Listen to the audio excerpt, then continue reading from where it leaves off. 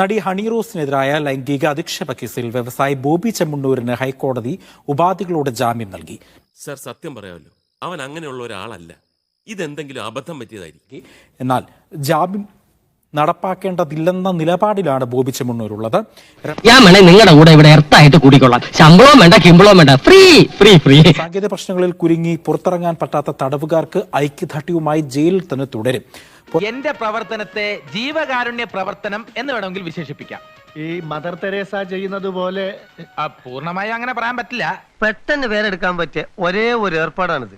പുറത്തിറങ്ങാനുള്ള ബോണ്ടിൽ ഒപ്പിടില്ല എന്ന് ബോബി ചെമ്മണ്ണൂർ ജയിൽ അധികൃതർ അറിയിച്ചു. എന്താ പ്ലാനിങ്?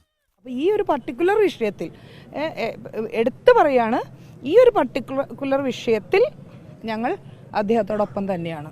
ശമ്പളം തരുന്നവൻ എരപ്പാളി ആയാലും അതെന്റെ മുതലാളിയാ. അമ്മാതിരി നാടകം വേണ്ട എന്ന് പറഞ്ഞ അദ്ദേഹത്തെ ശകാരിക്കുന്നു ഇന്നിപ്പോ കേരള ഹൈക്കോടതി. റിമാൻഡ് തടവുകാരെ സംരക്ഷിക്കാൻ ബോബി ചെമ്മണ്ണൂർ ആരാണ് എന്ന് ചോദിക്കുകയാണ് കോടതി. അതന്നത്തെ ചോരത്തിളപ്പിന് ഇപ്പൊ എന്ത് ചോര തണുത്തു പോയാ? ജുഡീഷ്യറിയും ഹൈക്കോടതിയും ഒക്കെ ഇവിടെ ഉണ്ട്, നീതിന്യായ വ്യവസ്ഥ ഇവിടെ ഉണ്ടെന്ന് ഹൈക്കോടതി പറയുന്നു. ഒരു കയ്യബദ്ധം നാറ്റുകരുത്. കാശുള്ളവൻ എന്തു ആവാലോ. പരമാവധി വേഗത്തിൽ പുറത്തിറങ്ങി പൊയ്ക്കോണം എന്ന് കോടതി ബോബി ചെമ്മണ്ണൂരിനെ ശകാരിക്കുന്ന കാഴ്ചയാണ് കാണുന്നത്. ഉടനെ സ്ഥലം വിട്ടോണം, മേലിൽ ഈ കാട്ടിൽ കണ്ടുപോരുന്ന പറയുന്നത്. അകത്ത് കിടന്നുകൊണ്ട് കൂടുതൽ നാടകങ്ങൾ സൃഷ്ടിക്കാൻ ശ്രമിക്കുന്ന ബോബി ചെമ്മണ്ണൂരിനെ ഇന്നിപ്പോ ഹൈക്കോടതി കടുത്ത ഭാഷയിൽ ശകാരിക്കുന്ന കൂടി നമ്മൾ കാണുകയാണ്. തടി ചീത്തയാണ്ടെങ്കിൽ ഒന്ന് തൊഴുത് മാപ്പ് പറഞ്ഞു.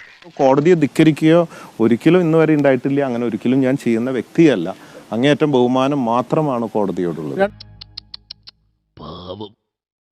അതിപ്പോ ഏതും എടുക്കനും ഒരു അബദ്ധം പറ്റൂലോ. എൻ്റെ ഉദ്ദേശശുദ്ധിയിൽ ഒരിക്കലും ഒരാളെയും വിഷമിപ്പിക്കുന്ന രീതിയിൽ ഞാൻ സംസാരിക്കാറില്ല.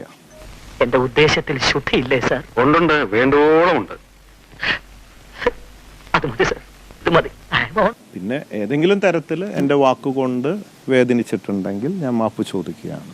ഈ മാപ്പെന്ന് പറയുന്ന ഇവരുടെ ഭാഷ ചീത്ത വല്ലതും ആണെങ്കിൽ അതിനുള്ള ശിക്ഷ വേറെ അനുഭവിക്കണം. ഇനി ഇങ്ങോട്ടുള്ള വരവ് വേണ്ട. എന്തെങ്കിലും ജോലി ചെയ്ത് മാന്യമായിട്ട് ജീവിക്കാൻ നോക്ക്.